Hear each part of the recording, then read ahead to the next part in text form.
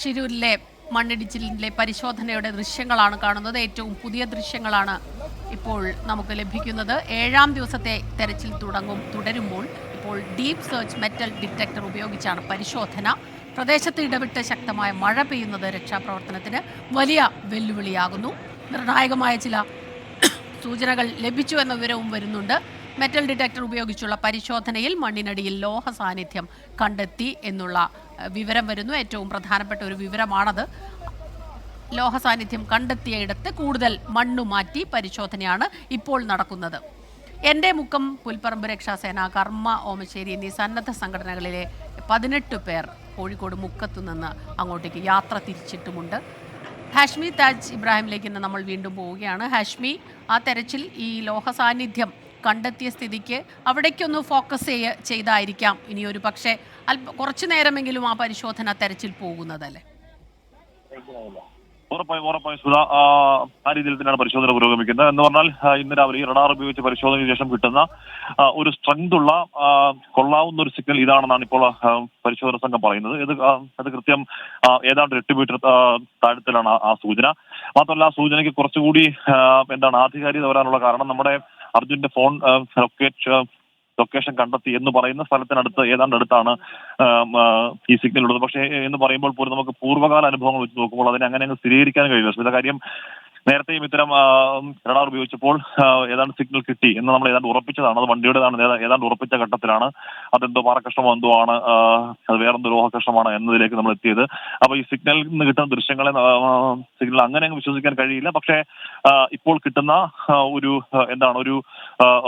Strength ഉള്ള signal എന്നുള്ള നിലയ്ക്ക് ആ മേഖല കേന്ദ്രീകരിച്ചാണ് ഇപ്പോൾ പരിശോധന പുരോഗമിക്കുന്നത്. 8 മീറ്റർ ആഴത്തിലേക്ക് മണ്ണുമാറ്റമാണ് ഇപ്പോൾ അവിടെ നടന്നുകൊണ്ടിരിക്കുന്നത്. മണ്ണുമാറ്റൽ അതീവ ദുഷ്കരമാണ് എന്ന് നമുക്ക് നേർക്കുന്നത് നിൽക്കുമ്പോൾ മനസ്സിലാവും. കാര്യം ഇടവിട്ട് പെയ്യുന്ന കനത്ത മഴ എന്ന് പറഞ്ഞാൽ വലിയ പെയ്ത്താണ്, വലിയ കാറ്റോട് കൂടിയ വലിയ പെയ്ത്താണ് പെയ്യുന്നത്. അല്ലെങ്കിൽ തന്നെ ഇങ്ങനെ മണ്ണ് ഊർന്നു നിൽക്കുന്ന, അത്രയും ദുർബലമായി നിൽക്കുന്ന ഒരു വ്യവസ്ഥയാണ്, ഒരു മണ്ണിന്റെ അവസ്ഥയാണ് അവിടെ ഉള്ളത്. അങ്ങനെ നിൽക്കുമ്പോൾ അവിടെ രക്ഷാദൗത്യം അത്രത്തോളം അങ്ങേയറ്റം ദുഷ്കരമാകുന്നുണ്ട്. അതുകൊണ്ട് മണ്ണുമാറ്റിലൊക്കെ നമ്മൾ വിചാരിക്കുന്ന പേസിൽ മുന്നോട്ടേക്ക് പോയില്ലെങ്കിൽ കൂടിയും ആ മേഖലയിൽ ഇപ്പോ 8 മീറ്റർ താഴെ സിഗ്നൽ കണ്ട മേഖലയിൽ ആണ് പരിശോധന. മറ്റൊരു സ്ഥലത്തു കൂടി സിഗ്നൽ കാണുന്നുണ്ട്. പക്ഷേ അതിനേക്കാൾ കൂടുതൽ ഒരു ആധികാരിക സിഗ്നലായി രക്ഷാസംഘം എടുക്കുന്നത് ഈ 8 മീറ്റർ താഴ്ചയിൽ കണ്ട സിഗ്നൽ തന്നെയാണ്. അതിന് കാരണം നമ്മൾ അർജുന്റെ ഫോൺ സിഗ്നൽ കണ്ട, അല്ലെങ്കിൽ ഫോൺ അവിടെ ഉണ്ടെന്ന് ട്രാക്ക് ചെയ്യപ്പെട്ട ആ സ്ഥലത്തിന് ചുറ്റുപാടാണ് എന്നുള്ളതാണ് നമുക്ക് പ്രതീക്ഷ നൽകുന്ന കാര്യം.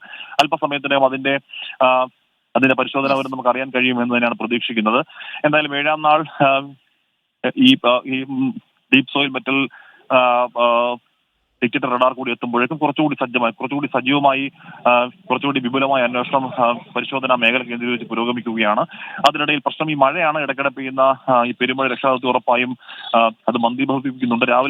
രാവിലെ ഒരു മഴ പെയ്തു കഴിഞ്ഞു നിന്നാൽ രാവിലെ ഒരു 6, 7 മണി 8 മണിയോടുകൂടി തന്നെയാണ് രക്ഷാദൗത്യം വീണ്ടും പുനരാരംഭിച്ചത്. അപ്പോൾ മുതൽ ഏതാണ്ട് കംപ്ലീറ്റ് തന്നെ മഴ മാറി നിൽക്കുകയായിരുന്നു. ഏതാണ്ട് ചെറിയൊരു വെയിൽ പോലൊക്കെ വന്നിരുന്നു. എന്ന് പറഞ്ഞാൽ രക്ഷാപ്രവർത്തനത്തിന്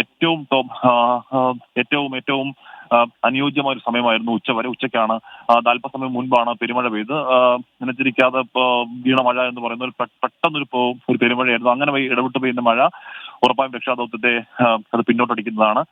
എന്ന് പറയുമ്പോൾ പോലും ഇന്നലെയും മിനിഞ്ഞാന്നുമുള്ളതിനേക്കാൾ കൂടുതൽ രക്ഷാപ്രവർത്തകർ ഇപ്പോൾ അതിന് മുകളിലുണ്ട്. അവിടെ നിന്ന് ആ രക്ഷാദൗത്യം നയിക്കുകയാണ്. ഏതെങ്കിലും തരത്തിലുള്ള ഒരു അനുകൂല സൂചന ഈ 8 മീറ്റർ താഴ്ചയിൽ കണ്ട സിഗ്നൽ കേന്ദ്രീകരിച്ചുള്ള പരിശോധനയിൽ അത് വണ്ടിയാണോ, സർജന്റെ വണ്ടി തന്നെയാണോ എന്നൊരു സൂചന കിട്ടേണ്ടതുണ്ട്. കാര്യം ആ മണ്ണ് പരിശോധനത്തിന് തന്നെയാണ് പ്രതീക്ഷയുള്ളത്. കാര്യം ഇവിടെ ഈ ഗംഗാവലി പുഴയിലേക്ക് ഒരു തരത്തിൽ പോലും അർജുന്റെ വണ്ടിയും പോയിരിക്കാൻ സാധ്യതയില്ല എന്നുള്ളത് തന്നെയാണ്.